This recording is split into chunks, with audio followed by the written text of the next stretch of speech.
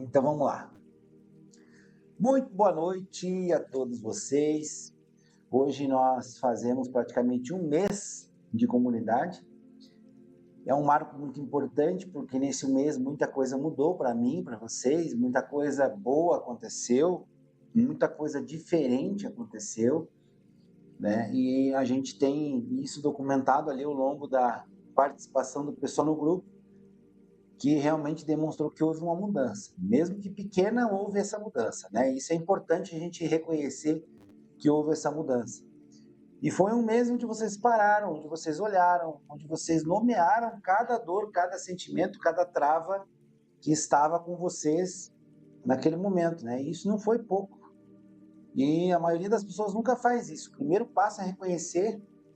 Opa, chegou mais gente, seja bem-vinda.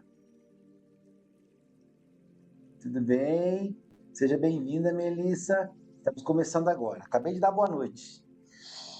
Então, esse mês foi um mês sobre nomear, né? Nomear os traumas, nomear aqueles ciclos que nós estamos repetindo. E a maioria das pessoas não consegue nem fazer isso, porque acredito que nomear é uma das partes mais difíceis, né? Falar sobre aquilo que a gente sente é uma das partes mais difíceis. Nomear os problemas. E hoje nós abrimos o segundo mês.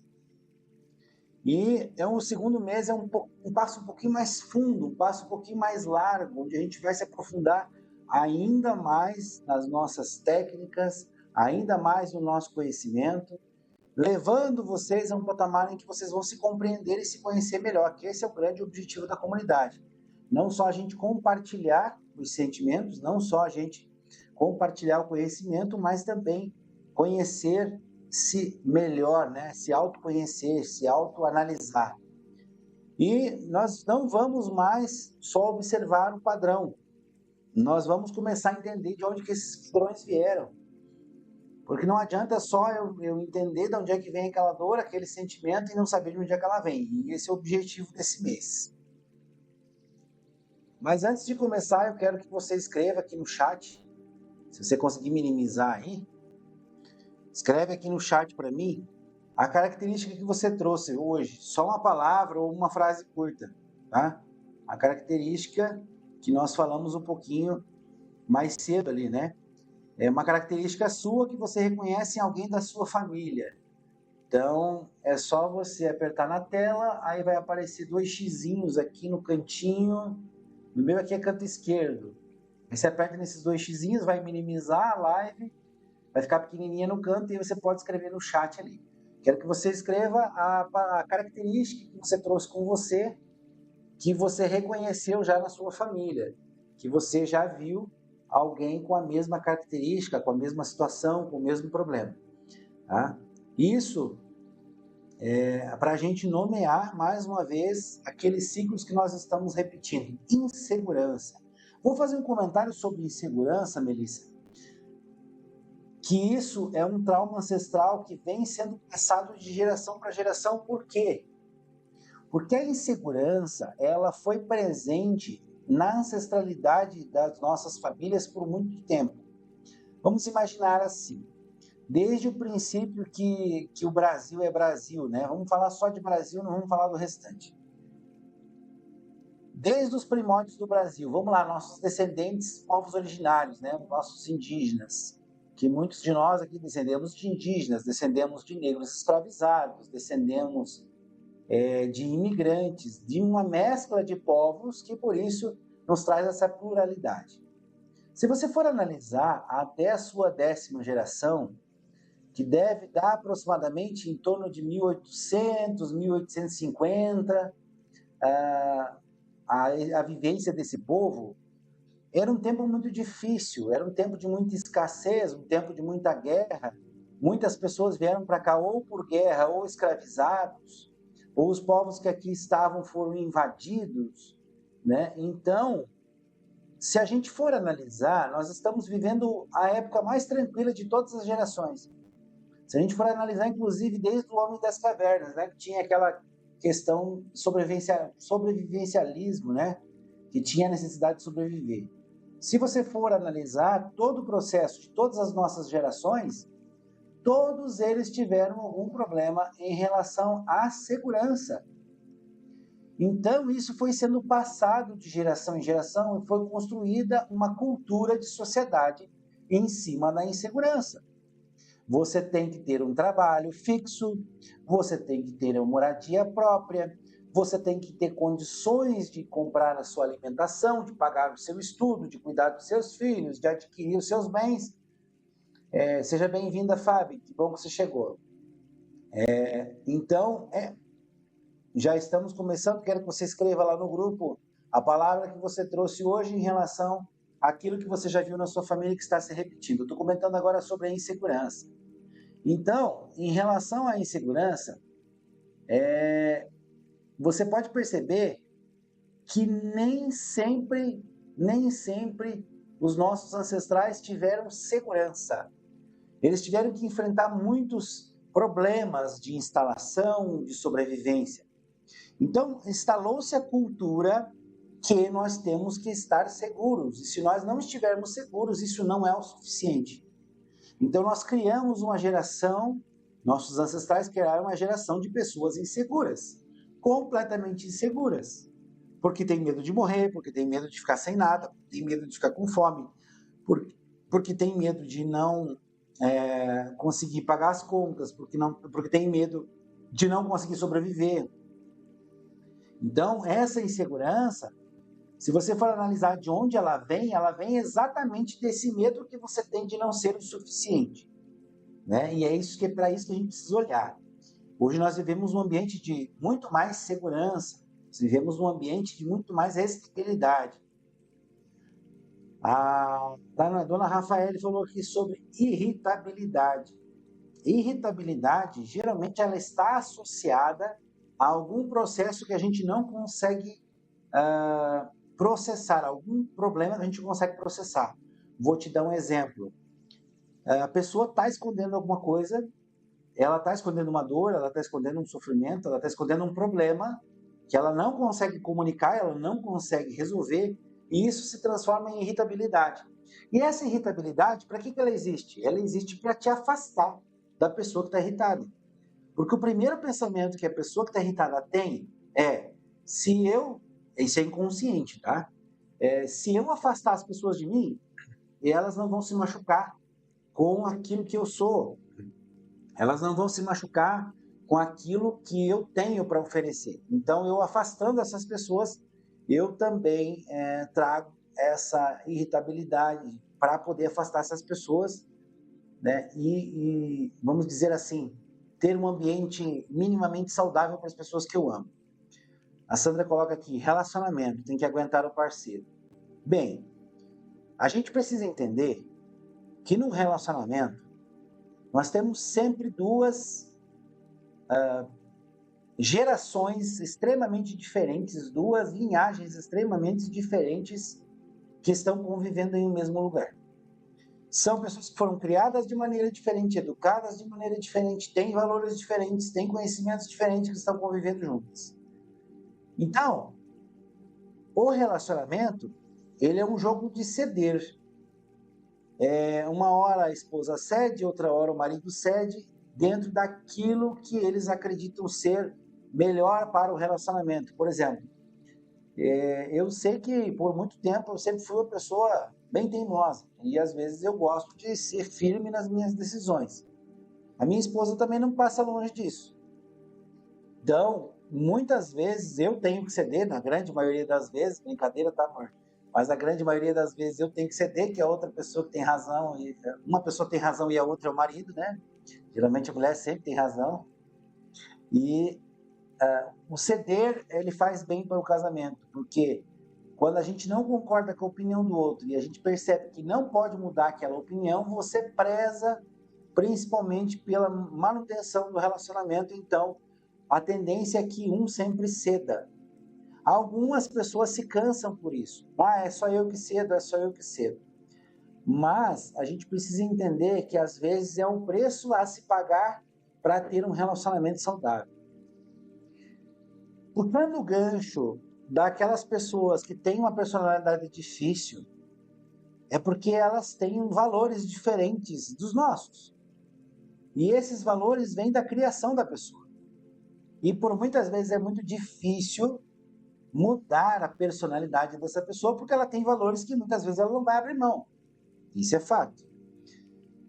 Então a gente precisa encontrar dentro do relacionamento uma forma de mediação, uma forma de estar no equilíbrio mediano, no meio, né? Para que a gente consiga conviver harmoniosamente, né? Um sempre dando um pouco de si no relacionamento, o outro sempre dando o restante para completar, de forma que os dois fiquem sempre em equilíbrio, né? Então, vou dar um exemplo. A esposa faz a comida, o marido faz as compras, ou o marido lava a louça, a esposa arruma a casa, o marido traz o dinheiro, ah, a esposa faz a comida, o marido cuida dos filhos, cada um divide uma atividade e isso faz com que a balança fique equilibrada. Quando só uma pessoa dá, e essa pessoa por muito tempo ela só dá dentro do relacionamento, ocorre um distanciamento. E esse distanciamento gera uma dívida. E geralmente o que acontece com essa dívida? Ela se torna impagável.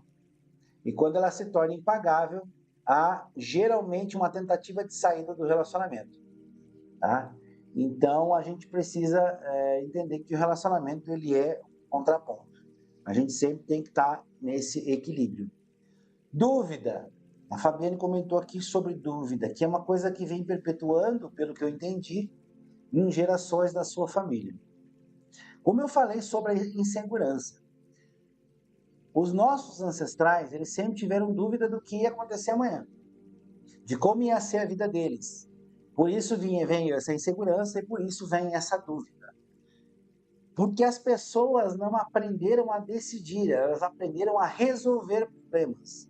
Quando você não planeja, quando você não sabe o objetivo, quando você não sabe de onde você quer chegar, aparece a dúvida. E a dúvida ela é saudável até certo ponto, porque ela serve para você colocar o equilíbrio na balança. Eu estou em dúvida desse processo. Eu devo ir para a direita ou devo ir para a esquerda? A dúvida serve para isso. A partir do momento que eu tomo a decisão, a partir do momento que eu assumo a responsabilidade, que eu tenho firmeza sobre a minha decisão, a dúvida some. E ela vai aparecer em um outro momento, quando eu tiver outra dificuldade, que eu precise ter essa dúvida saudável para fazer a melhor escolha. Então, a dúvida, neste ponto, ela é benéfica. Quando que a dúvida ela é nociva? Quando ela se perpetua por gerações ou se perpetua por muito tempo. E a dúvida está diretamente relacionada com o medo de tomar decisões. Então, se eu tenho uma dúvida, eu tenho medo de tomar decisões. E a partir do momento que eu me arrisco em tomar a primeira decisão, essa dúvida vai diminuindo até que ela desaparece. Porque o que faz a dúvida ficar mais forte, muitas vezes vencer a batalha, é você colocar na balança os prós e os contras. Quando você analisa, se eu tomar essa decisão, vai acontecer isso e as consequências são essas. E se eu tomar essa outra decisão, os benefícios são esses e as consequências são essas. E geralmente essa dúvida ela tende a aumentar quando os parâmetros estão iguais. Porque é naquela história, tanto faz eu escolher a direita ou a esquerda, vai ser a mesma coisa. Então, se eu não souber para onde eu quero ir, a dúvida sempre vai permanecer. Então, o meu conselho para você, Fabiane, seria: olha para onde você quer ir, onde você quer chegar, trace um objetivo. Pode ser micro-objetivos, pode ser chegar até amanhã, pode ser chegar daqui 10 anos, pode ser chegar daqui 20 anos, pode ser chegar no final da vida. Como você quer chegar? Quais são os seus objetivos? Eu não tenho, então começa a pensar. Começa a pensar nos seus sonhos, nos seus projetos, o que é que você quer construir, o que você quer realizar. Isso é importante para que a dúvida vá embora. Enquanto você não der substanciedade, né, substância consistente para a dúvida, ela não vai embora. Pelo contrário, ela vai só aumentar quando a balança estiver com a mesma proporção de equidade, vamos dizer assim, né? Então, a gente precisa entender este processo. Cada sentimento, cada ciclo repetitivo, ele tem um porquê, ele tem um início, ele tem um começo. E se a gente olhar para a nossa ancestralidade e ver a história dos nossos ancestrais e ver que eles muitas vezes passaram por esses mesmos processos, você vai ver de onde vem essa situação que você está sentindo. A Dona Ivete comenta aqui: começar algo e não terminar, procrastinar. Geralmente a procrastinação é medo do resultado. Geralmente você tem medo do resultado que aquilo vai te trazer. Vou te dar um exemplo. Vamos dizer que você vai fazer uma formação específica em alguma habilidade. E aí chega no meio do caminho e você não termina, você abandona esta formação, seja ela qual for. E aí você pensa assim: poxa vida, mais há alguma coisa que eu não terminei. Mas se você for analisar o porquê que você parou, inconscientemente existe uma mensagem dizendo assim: se você terminar, você vai precisar mudar. Você vai precisar mudar de emprego, vai precisar mudar de setor, vai precisar mudar de relacionamento, vai precisar mudar de cidade, vai precisar mudar de casa. Claro que cada escolha vai ter uma consequência. Então vamos dizer assim: hoje eu trabalho com tal coisa, hoje eu trabalho com terapias, né? E resolvi fazer um curso de mecânico, né? Talvez esse curso de mecânico ele me ajude a arrumar meu carro, mas vai chegar um momento que a minha subconsciência vai dizer assim: por que você está fazendo um curso de mecânico se você não vai utilizar esse curso para nada? Aí começa a entrar o desânimo. Aí começa a entrar a vontade de não terminar mais aquele curso, porque eu não dei utilidade para ele. Ele está fora da minha zona de continuidade, ele está extremamente fora da minha rota. Então, quando chega lá no momento do curso, eu desisto, porque eu analisei inconscientemente que eu não vou usar aquilo. E se eu for usar, eu vou ter que comprar ferramentas, eu vou ter que mudar de ramo, eu vou ter que me aperfeiçoar, eu vou ter que aprender mais, porque senão eu vou ser um mero mecânico de esquina, daqueles que só faz gambiarra, né? Então, quando a gente começa algo novo, não consegue terminar e procrastina, está diretamente ligado ao medo do que aquilo vai me trazer. E esse medo do que isso vai me trazer, esse medo constante de terminar as coisas que é inconsciente, você não sabe que é um medo, ele também está diretamente ligado à calma, à paz e à tranquilidade. Então, por exemplo, nossos pais nos ensinaram que é para a gente não achar com que se incomodar. Foi assim? Não vai se incomodar com isso, está tudo bem, está tudo tranquilo, o que é que vai se incomodar? Você está numa profissão estável, você está num lugar tranquilo, para que você vai fazer isso aí? Para que você vai usar? Quantas vezes a gente ouviu isso, né? Eu mesmo ouvi milhares de vezes. Você cozinha muito bem, você é dono de restaurante, para que você vai mudar de profissão?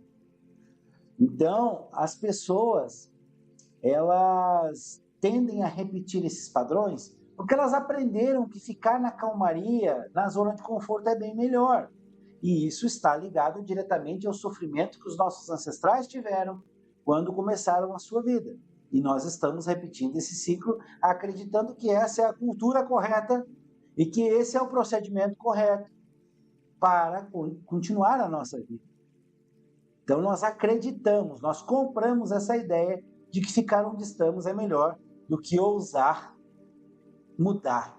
E por isso o nosso cérebro, por um mecanismo de autodefesa, desliga a nossa vontade de concluir e faz com que a gente procrastine.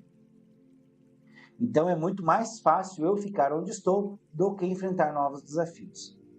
E a dona Rafaela comenta aqui que já se deu conta por várias vezes repetindo o padrão dos meus pais. Pense assim, quanto tempo você morou com eles?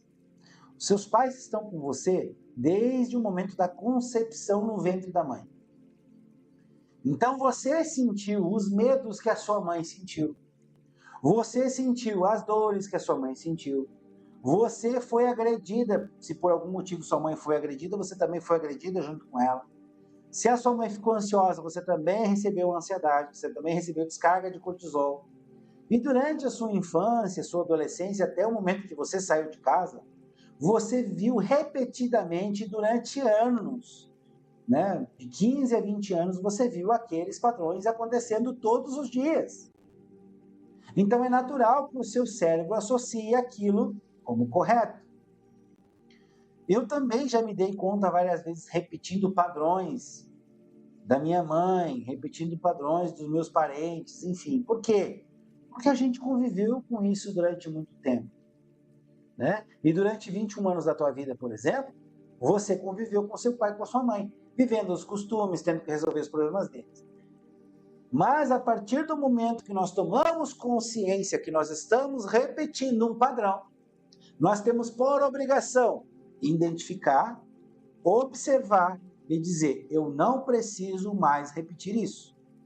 E a partir de agora, eu encerro esse ciclo parando de repetir. Não vou fazer mais. E cada vez que eu sentir vontade de fazer aquilo, eu imediatamente paro, me policio, me corrijo. E aos poucos isso vai deixando de estar mecanizado no nosso subconsciente e vai ficando normal não fazer mais. Tá? Então a gente precisa entregar, a gente precisa esquecer isso, a gente precisa tirar dessa mecânica do nosso corpo, do nosso cérebro, esse padrão de repetição. Então, se tem alguém, por exemplo, da família que tem um problema de saúde recorrente, que todos os membros da família têm, isso é um ciclo que está se perpetuando. Aí você, geralmente quando é doença, quando é coisa física, aí você tem que ir para uma constelação familiar, para uma constelação apométrica, para investigar a origem desse problema. E aí, então, fazer o corte, ir lá na raiz, ressignificar com quem causou. Entende? Se não for assim, dificilmente você vai conseguir romper sozinho. Mas quando é um padrão repetitivo, que eu estou repetindo, já identifiquei, já sei qual é, eu preciso dizer para mim mesmo: eu não posso mais repetir esse padrão e fazer essa repetição até que eu não faça mais. Porque isso está lá no seu subconsciente instalado há um bom tempo. Então é bem normal que você vai repetir esses processos até que você consiga romper com isso. Agora eu quero que vocês reparem em algo, uma coisa bem interessante. Vocês perceberam que nenhum... A Rafael colocou aqui, na verdade, eu consegui me liberar de algumas responsabilidades que já não eram minhas quando fiz o corte de laços. Para quem não sabe, o desafio corte de laços é um desafio que eu criei, são 5 aulas, são 5 dias, está à venda de forma avulsa. Nós vamos fazer ao longo de 1 ano e meio ele aqui dentro da comunidade, de uma forma um pouco mais espaçada, um pouco diferente, mas a gente vai acabar fazendo ele aqui, né? Mas quem tiver pressa tem esse treinamento pronto e gravado aí já para poder fazer imediatamente. E reparem em algo, tudo isso que vocês falaram aqui, ó. Inclusive, dona Rafaela, a senhora não terminou, tem que terminar o desafio, tá? Reparem em algo, nenhuma dessas características que vocês colocaram aqui aconteceu com vocês perceberam isso? Todas elas chegaram de algum lugar. E é sobre isso que a gente vai falar hoje, tá? Nenhuma dessas características nasceu com vocês. Ou você estava lá na barriga da mãe e já estava irritada, né? Ou você estava lá na barriga da mãe e já estava com dúvida, né? Com vontade de não nascer, vou procrastinar, não vou nascer, né? Então, na verdade, nada disso nasceu com a gente. E nesse primeiro mês, o que a gente fez? A gente mapeou os padrões.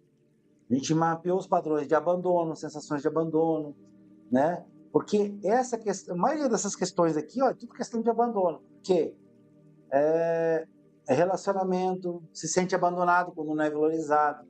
A dúvida, não tenho para quem correr, não tenho para quem perguntar.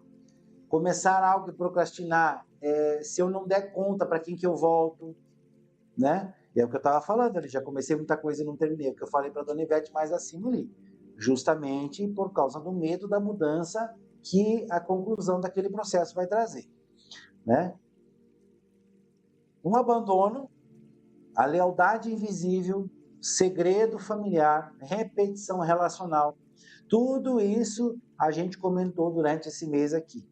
Mas eu nunca perguntei uma coisa, nunca perguntei para vocês de onde esses padrões vieram. A gente nunca perguntou se assim, de onde é que veio isso, como que isso começou, como é que isso aconteceu, porque esses padrões eles não vêm do nada. O padrão ele é uma resposta, o padrão é um espelho, tá? Ele é uma resposta a uma situação, a uma pessoa, a um ambiente que existiu muito antes de você. Não foi de agora. Então, esse padrão nada mais é de um espelho daquilo que você julga e daquilo que você critica no outro. E muito provavelmente isso está diretamente ligado à sua família de origem. Quando você critica algum processo da sua família de origem, você tende a repeti-lo, porque isso é inconsciente. Tá? É muito comum que isso aconteça. Então, se o padrão é uma resposta de pessoas que vieram muito tempo antes de você, ou de uma situação, ou de um ambiente, é para você se perguntar e para você parar de se perguntar, né, o que há de errado comigo. Quando você entende isso, você para de se perguntar o que há de errado comigo. E começa a perguntar o que aconteceu comigo e o que veio antes de mim. E essa pergunta é que muda tudo. Para vocês terem uma ideia, dentro do estudo da constelação familiar, quando uma pessoa é abandonada pelo sistema, ela se faz representar nas próximas gerações. Geralmente ela pega a ovelha negra da família, aquele ser que veio, foi escolhido para representar, aquele tio bêbado que foi esquecido, a criança que foi abortada, a mulher que foi traída, a mulher que foi assassinada ou que morreu no parto. Essas pessoas que foram esquecidas, elas se fazem representar nas gerações que vêm adiante. E isso, quando a gente pergunta o que aconteceu comigo e o que aconteceu com as pessoas que vieram antes de mim, aí as coisas começam a ficar interessantes, porque aí você vai começar a investigar de onde isso tudo veio, qual é a origem, né? Então agora a gente vai começar a falar sobre herança emocional. O que é herança emocional? E o interessante é que herança emocional não é o que teus pais te disseram, tá? É o que eles viveram e nunca resolveram. Se vocês pararem agora um pouquinho para pensar, vocês vão perceber quanta coisa que seus pais viveram e não resolveram. Então, herança emocional não é o que seus pais te disseram, é o que eles viveram e nunca resolveram. E aí você começa a ver uma mãe que cresceu sem afeto, não sabe dar afeto, mesmo amando o filho. Quem de vocês aqui recebeu o afeto da mãe? Pouquíssimas pessoas, eu tenho certeza. Né? A minha esposa eu sei que recebeu, porque eu conheço a minha sogra, é uma santa, uma bênção, mas pouquíssimas pessoas receberam carinho de mães que não foram amadas, de mães que não receberam afeto dos seus pais. É aquela velha máxima, quem não tem o que dar, né, só dá o que tem. A pessoa só dá o que tem. A mãe que cresceu sem afeto, ela não sabe dar afeto, porque ela acha que não precisa disso. Ela acha que ela ama o filho do jeito dela, dando comida na mesa, dando roupa lavada, dando cama arrumada, mas ela não consegue expressar o carinho e expressar o afeto. E quando alguém expressa o afeto por ela, ela recebe isso com indiferença. Né? Um pai que aprendeu que o homem não chora, ensina isso sem dizer nenhuma palavra, ou seja, a pessoa se torna dura, se torna rígida. Uma família que sobreviveu à pobreza carrega o medo de perder tudo. Aí vem a insegurança que a gente estava falando aqui. Mesmo depois de ter bastante coisa, ela carrega sempre o medo de perder, porque é como se já fosse acabar. É como se já fosse voltar à escassez. Isso não é uma teoria. E é o que eu vejo em atendimentos há 8 anos, gente. Há 8 anos e meio que eu estou trabalhando com terapias integrativas, que eu continuo estudando, e eu vejo esses padrões se repetindo dia após dia. Tá? Fabiane precisa fazer o corte de laços de novo, tá? Ou subir o degrau aí para o raiz do ser.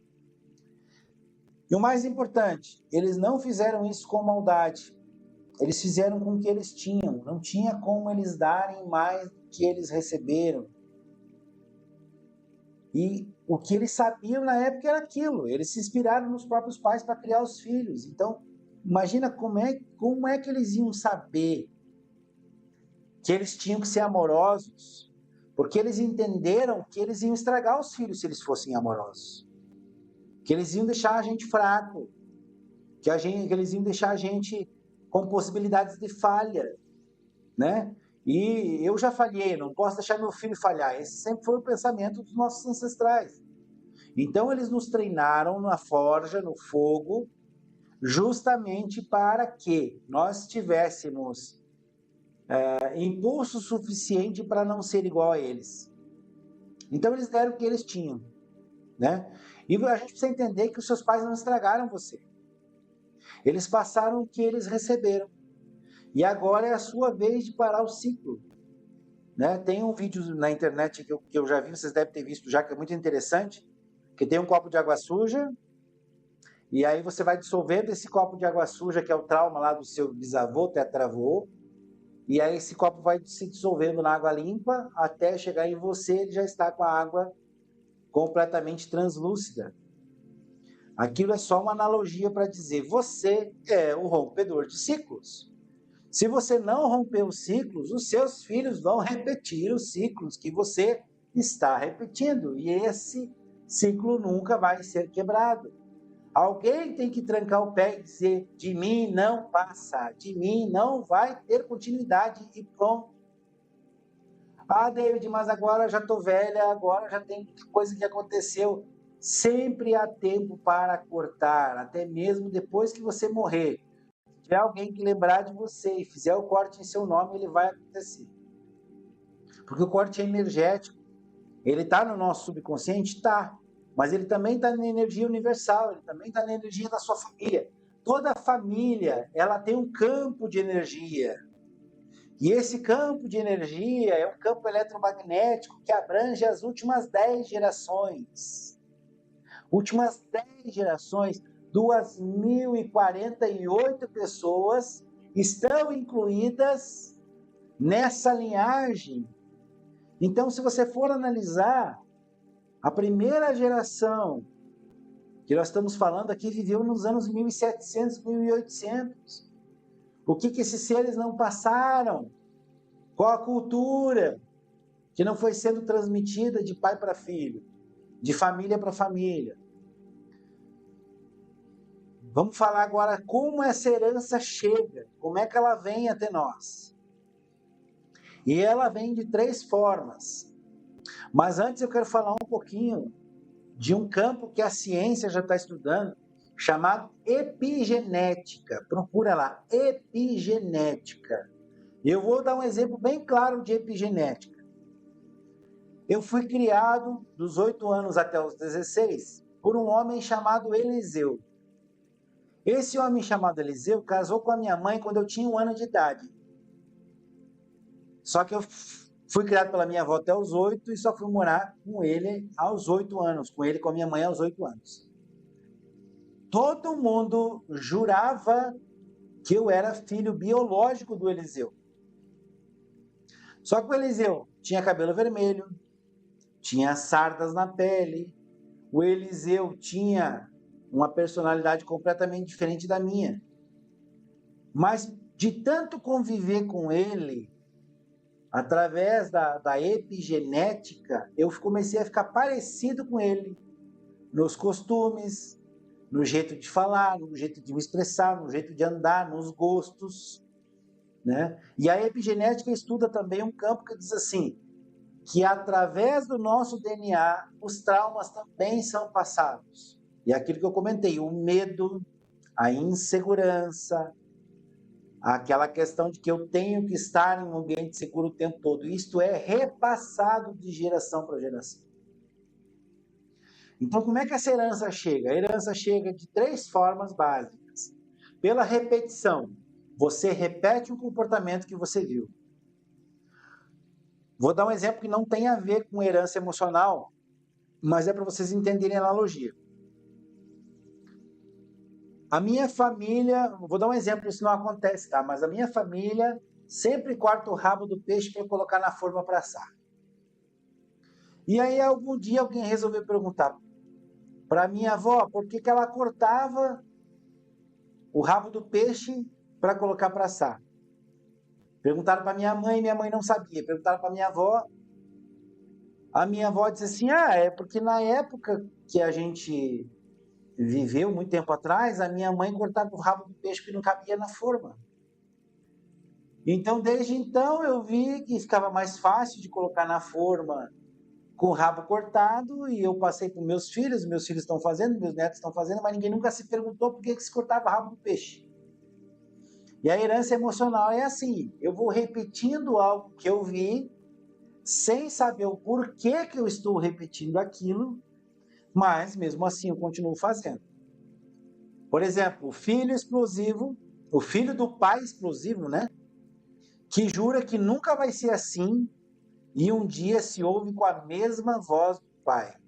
Olha só, o filho do pai explosivo que jura que nunca vai ser assim, um dia se ouve com a mesma voz do pai.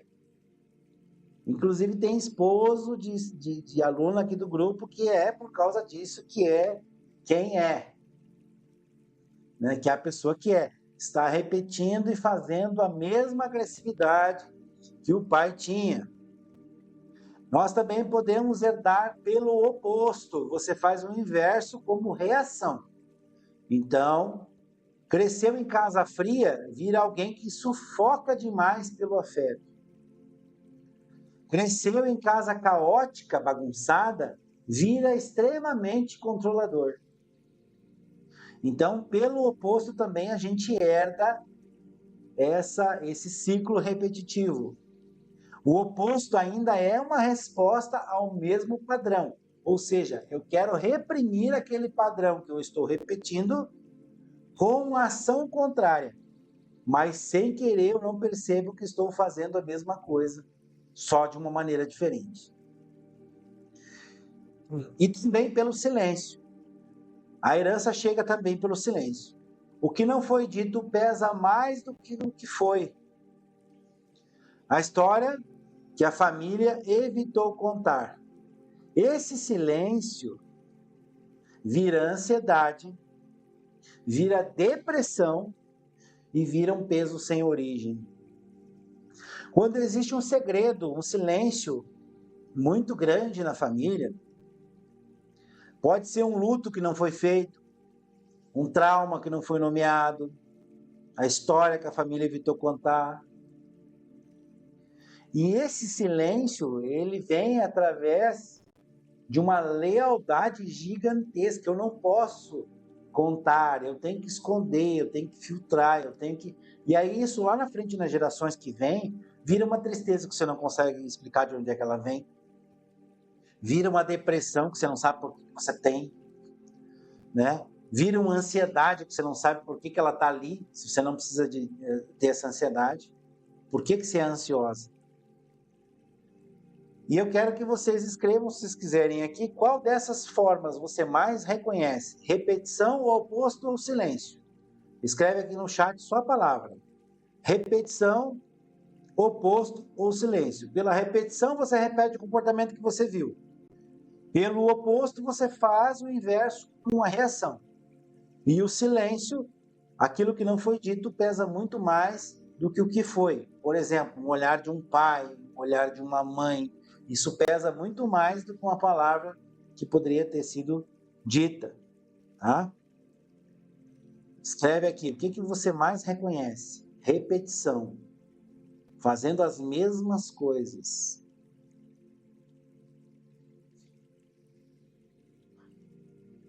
Silêncio.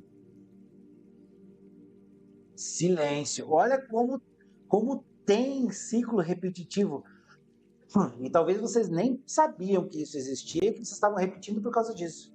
Oposto, fazendo aquilo que eu não quero, aquilo que eu não quero repetir, né? Se a minha mãe e meu pai são agressivos, eu não quero ser.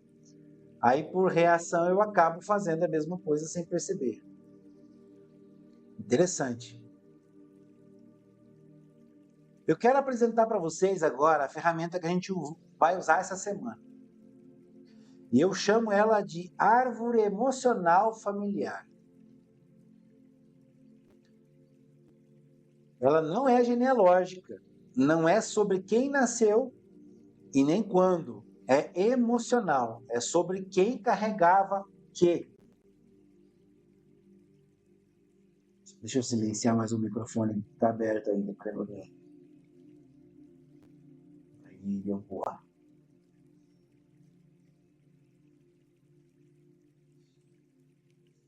Então vamos lá, vou chamar de árvore emocional familiar. Ela não é genealógica, ela é emocional, é sobre quem carregava o quê. Você vai olhar para sua família. Se você quiser pegar o papel e a caneta agora, faça isso. Você vai olhar para sua família e vai se perguntar: quem tinha medo constante? Pensa no nome aí, quem vivia com medo? Medo de injeção, medo de ir no médico, medo de gastar, medo de morar longe, medo de andar a cavalo, medo de qualquer coisa. Medo, medo, medo. Quem tinha medo constante? Agora, lembraram de um nome aí? Que legal. Anota aí, anota aí. Anota aí.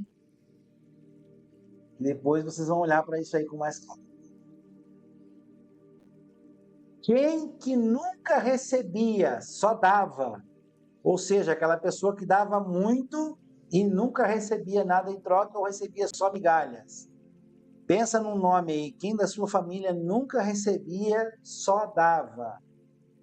A pessoa que se dava demais, que se colocava à disposição demais, que fazia serviços demais, que se prestava demais, mas nunca recebia nada em troca. Quem era ausente mesmo estando presente? Aquela pessoa que não fazia falta nenhuma. Aquela pessoa que estava ali por estar. Coloca o nome aí. Quem que era aquele ser ausente mesmo estando presente? Ausente de corpo, alma e coração. Que ninguém dava bola ou que não dava bola para ninguém, né? Agora pensa no nome aí também de quem carregava uma raiva que nunca foi resolvida. Quem carregava uma raiva que nunca foi resolvida.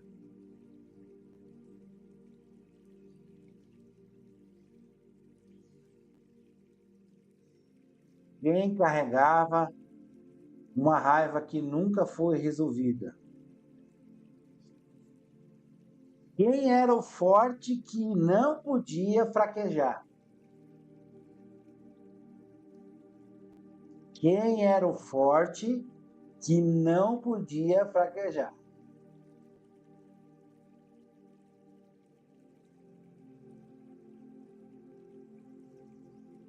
Lembra aí.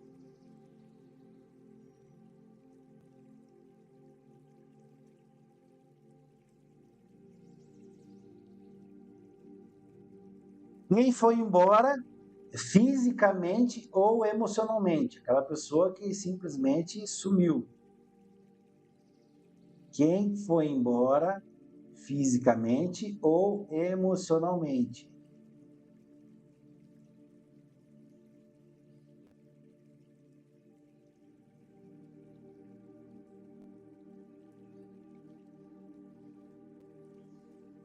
E eu não quero que vocês julguem nenhum desses nomes, tá? Não é para julgar. Não é para julgar. É para entender de onde vêm os padrões que você reconheceu nesse primeiro mês. Não é para julgar.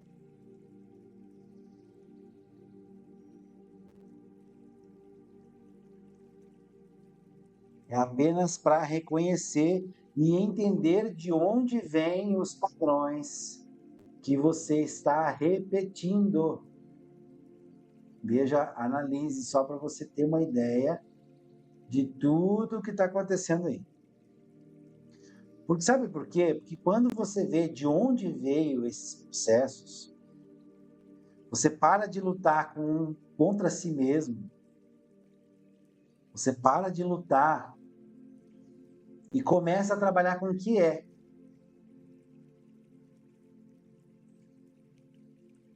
Isso é muito interessante. Você para de lutar contra si mesmo e começa a lutar com o que é.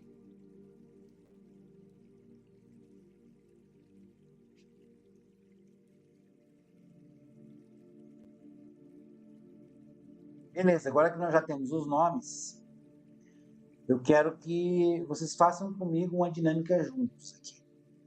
Quero que vocês fechem os olhos, se vocês puderem. E respire fundo 7 vezes, profundamente. Respira fundo, bem profundo.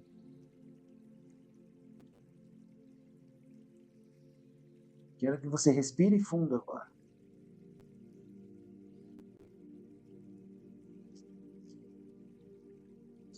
Respire fundo. E agora eu quero que você traga para sua mente uma figura da sua família. Pode ser pai, mãe, avó, avô.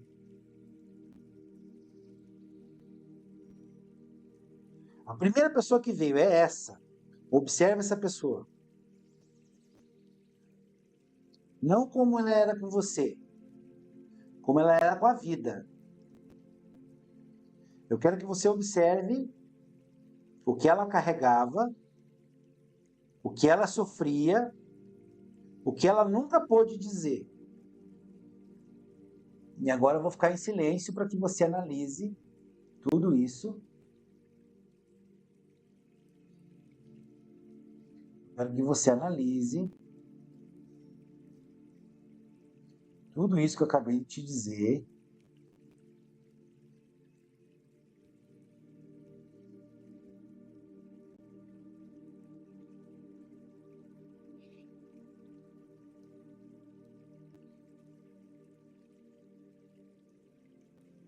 Analise como essa pessoa era, como é que essa pessoa era com a vida.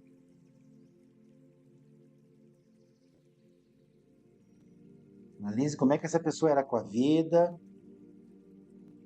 o que ela carregava, o que ela sofria e o que ela nunca pôde dizer. Analise agora isso.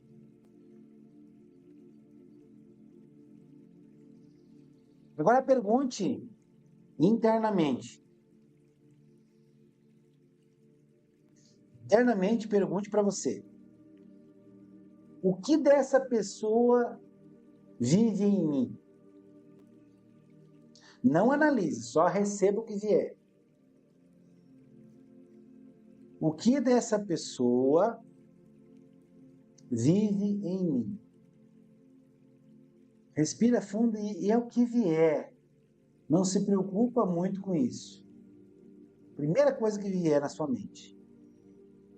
Analise em silêncio.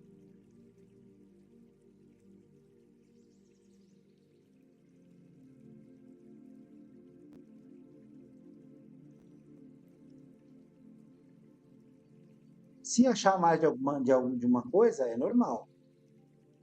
Pode achar várias coisas. Pode aparecer várias coisas. Isso também é normal.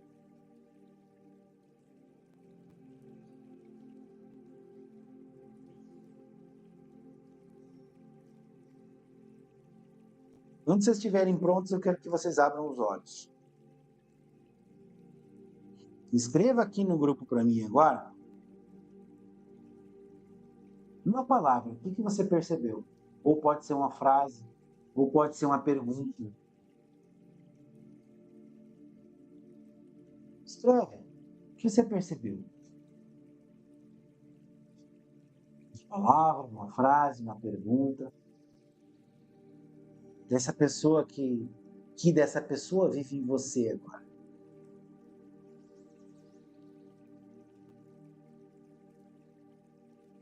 O que você percebeu?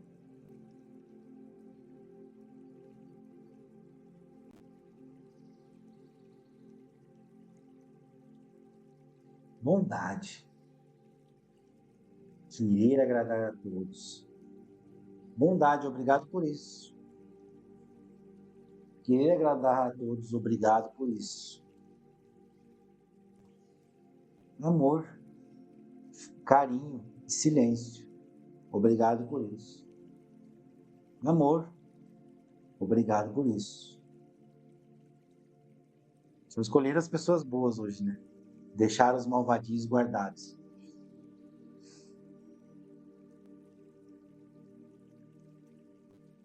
Obrigado por isso. Obrigado por reconhecerem publicamente aquilo que vocês estão representando. E antes de encerrar o nosso trabalho, eu quero deixar uma coisa muito clara para vocês. Entender herança emocional não é uma forma de culpar a família. Ajuda. Obrigado por isso. Entender herança emocional não é uma forma de culpar a família, é uma forma de parar de se culpar. Quando você entende que o padrão não nasceu em você e que ele chegou por uma cadeia longa de pessoas que também não escolheram carregar o que carregavam, você para de se ver como problema e começa a se ver como solução. Entenderam isso agora? Quando você entende que você não é o problema, que não foi através de você que essas coisas aconteceram, que foram escolhas de outras pessoas antes de você. E agora é para você parar de se culpar por esses processos. E é para você começar a se enxergar como a solução desses processos. Que é o que você realmente é, a solução desses processos. Então você não é culpada. Você tem noção, olha para si agora, olha para você na própria câmera aqui, olha para você mesma. E você tem noção que você é a única pessoa que está tendo a chance de escolher isso. Faz uma breve análise, sua mãe pôde escolher ser diferente.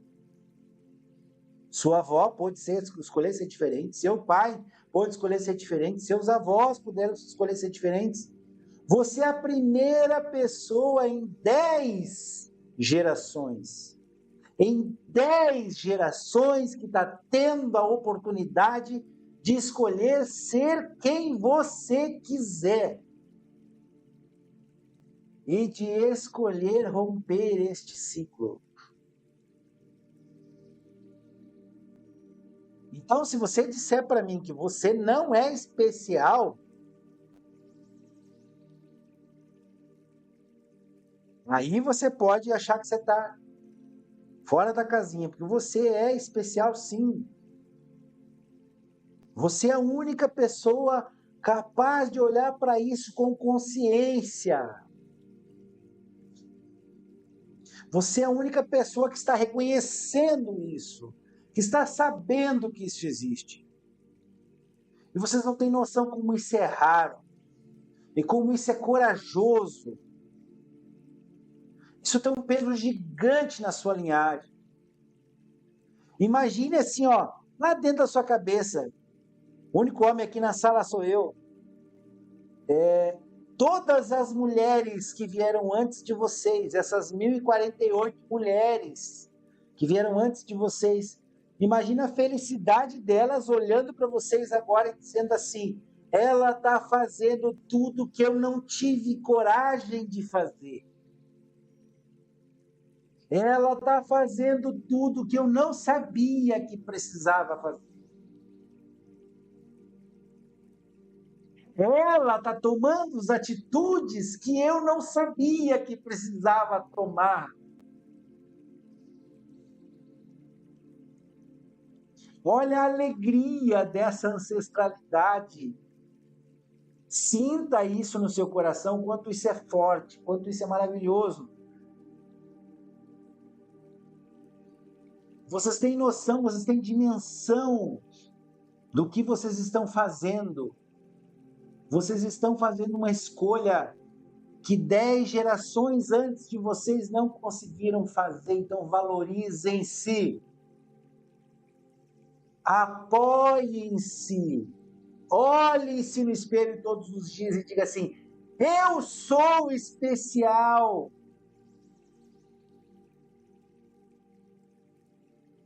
Caramba, todo mundo aqui passou por dificuldades.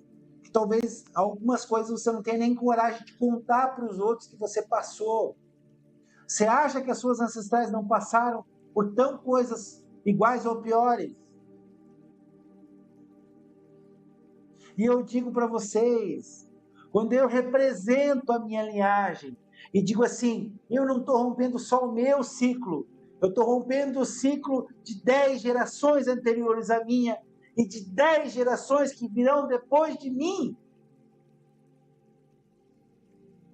Olha o valor disso, minha gente. Olha o valor disso. Vocês têm noção da mudança que vocês estão causando? Não, vocês não têm. Parece que vocês ainda não assimilaram, mas vocês vão chegar nesse nível de consciência que eu estou tendo agora. O ciclo para em você. Acabou. A partir de você, ninguém mais vai sofrer o que você está sofrendo. Você vai encerrar com essa bagaça. Deu. Não é porque você é melhor que quem veio antes. Não é isso. Mas é porque hoje você tem acesso a coisas que eles não tiveram. Nós estamos tendo acesso a informações que os nossos ancestrais não tiveram. Use isso. Use isso. Aproveite dessa informação. Porque isso é rico demais.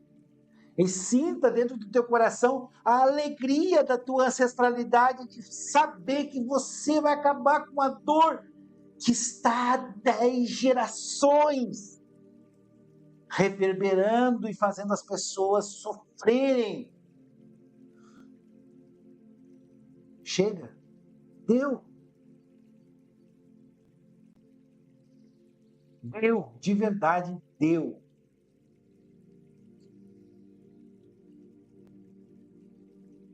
E agora, nós vamos para a tarefa da semana.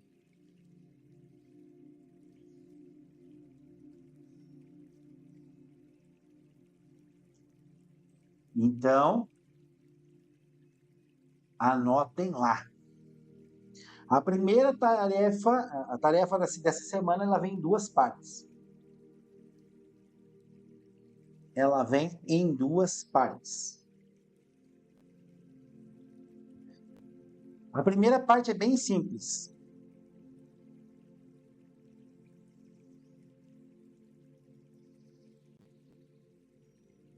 A primeira parte é bem simples.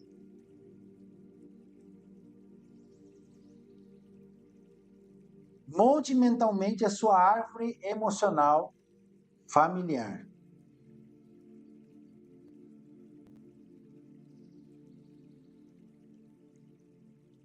Escolha 3 pessoas da família. Para cada uma, pergunte o que essa pessoa carregava que nunca foi resolvido.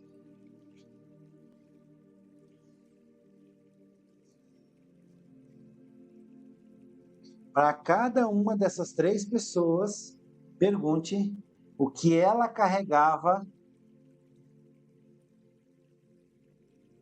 que nunca foi resolvido.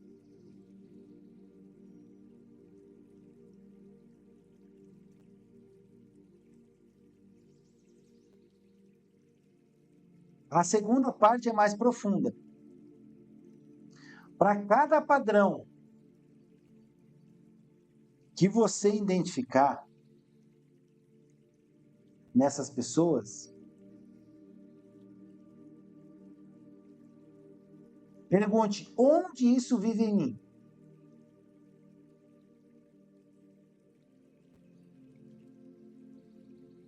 Onde isso vive em mim? Não precisa trazer a resposta certa. Traga o que surgir. Na próxima semana, nós vamos trabalhar com lealdades invisíveis e mapear. Essa semana vai ser o material. Tá? Então, a gente vai usar o material daquilo que a gente mapear aqui, tá? Para a semana que vem. Beleza? Se vocês não conseguirem anotar, eu depois passo aí no grupo.